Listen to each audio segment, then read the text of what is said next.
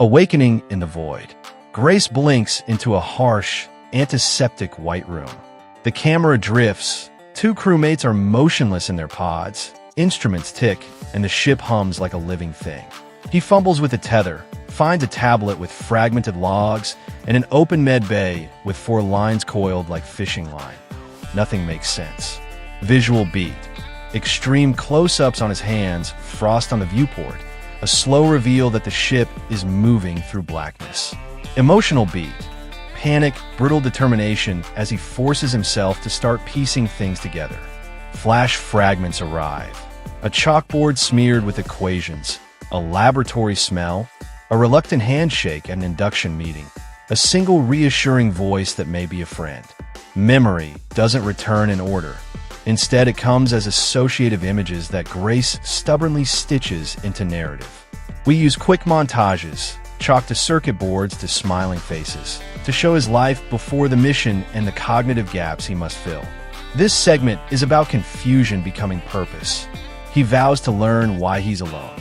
A starless problem. Diagnostics maps and stellar charts on the main console reveal the real mission. The sun and other stars are dimming because something consumes stellar output. Instruments show spectral anomalies, and the ship's target star field is marked with red crosses.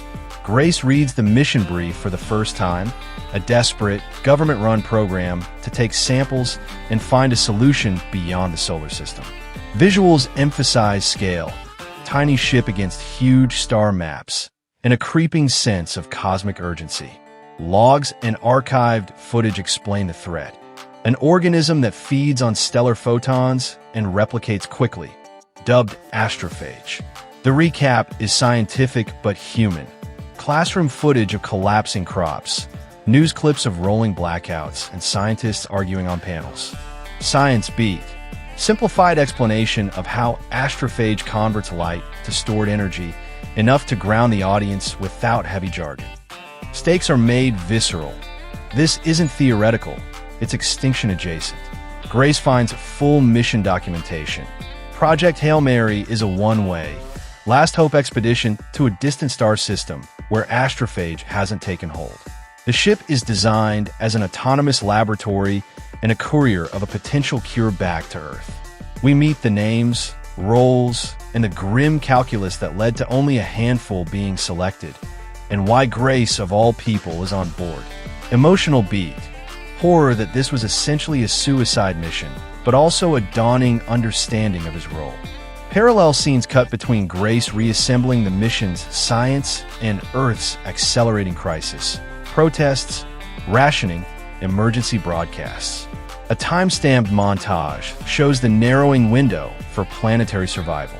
Grace watches old footage of family and friends on Earth, and the mission's moral heft sinks in. If he fails, billions die. This segment is heavy on tone, loneliness drenched in obligation.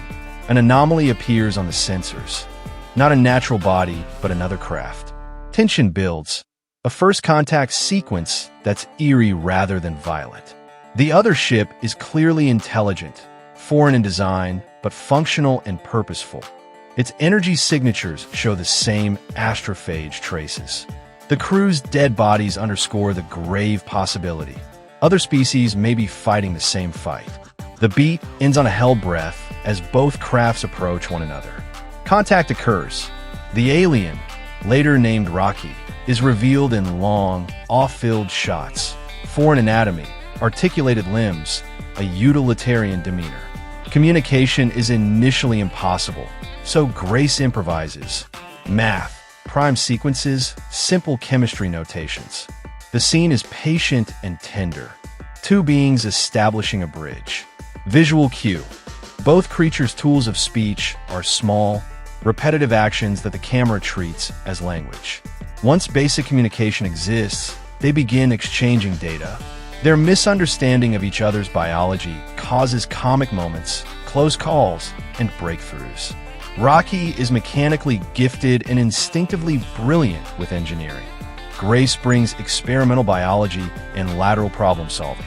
The partnership is pragmatic at first, then humanizes. Mutual jokes, shared frustrations, tiny rituals that become friendship. We see culture shock both ways.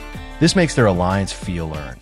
Montage of experiments, failed cultures, incubators collapsing, Rocky designing alien apparatus, Grace reworking protocols in the ship's cramped lab.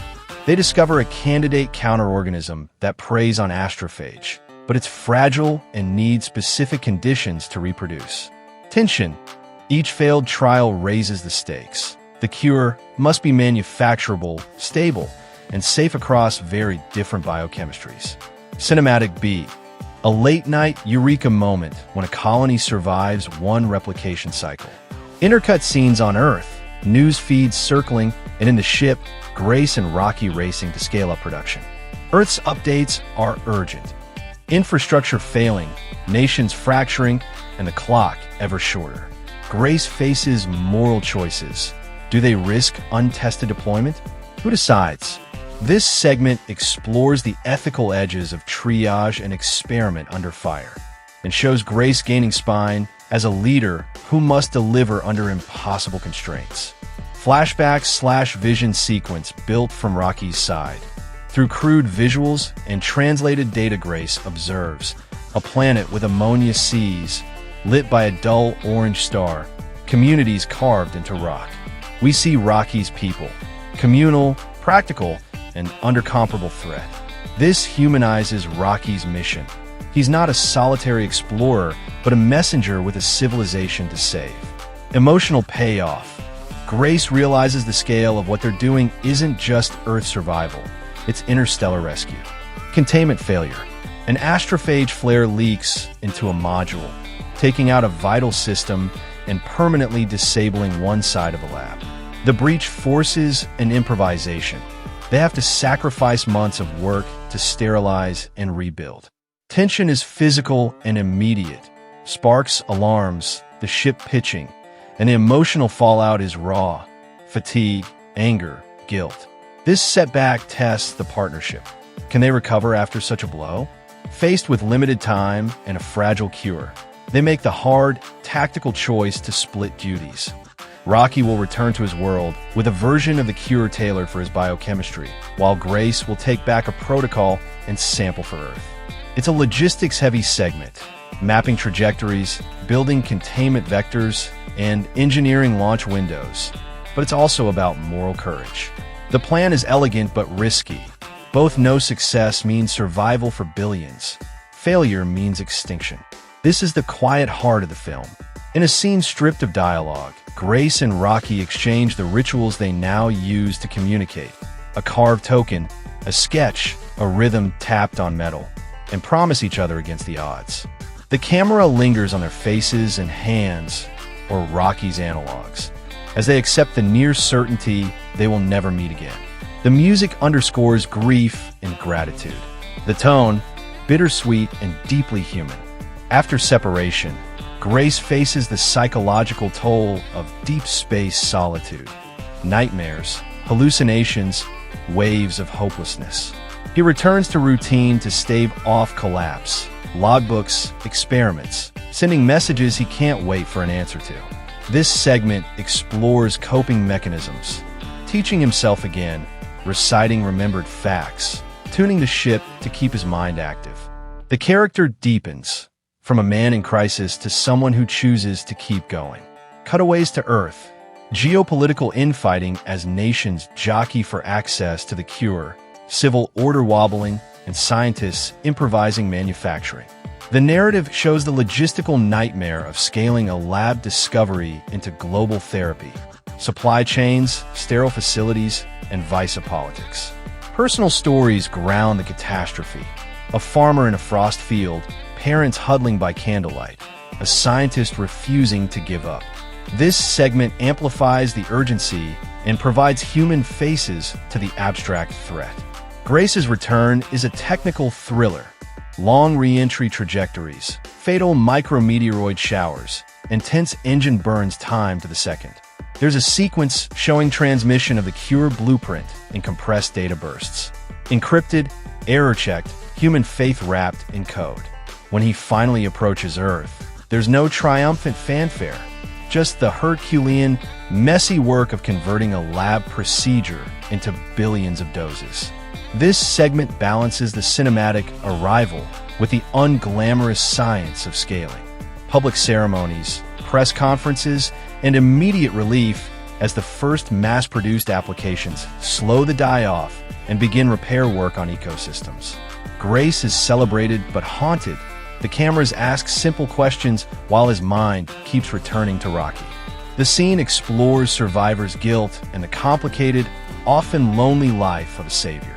We see Grace starting to teach again, an echo of who he was, but now with a broader sense of responsibility and modesty. Months or years later, when the world believes they've succeeded, Grace intercepts a small, otherwise unintelligible transmission, a pattern only he and Rocky would recognize. It's proof. Rocky's world survived and his friend is alive. The movie closes on a quiet moment of joy and reunion across light years via a simple encoded phrase or rhythm, then pulls back to show healed worlds in slow montage. Thawing fields, repaired ecosystems, distant lights restored. Final beat. Hope is not naive. It's earned through science, sacrifice, and a bridge between species.